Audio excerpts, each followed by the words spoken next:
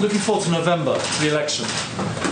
Given the risk that the flu and the coronavirus come back, there could be a problem. Do you think there is a risk that there will be lack of agreement, lack of legitimacy to the results in a very close election, and people start saying, well, a whole bunch of people couldn't go and vote because they were scared? I can't tell you what's going to happen in an election. Yeah, great question. I can't tell you what's going to happen.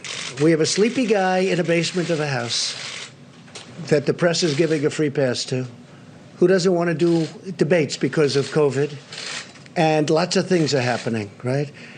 And I watched a couple of interviews, and I say, oh, I look forward to this.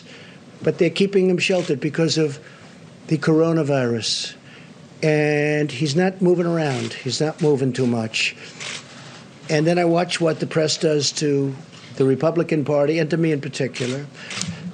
We had the greatest economy ever put together. We were doing, this is a month and a half ago, we were doing numbers likes of which we've never done. African American, Asian American, Hispanic American, best employment numbers ever in the history of our country. Our employment numbers, the best in the history of our country, almost 160 million people. The stock market, record numbers, many, many times during my tenure. Many, many times. But now we have a country that we had to close because of this. And frankly, if we didn't close it, we would have lost millions of people possibly, but certainly we would have lost 1 million people. You take the high number and cut it in half again.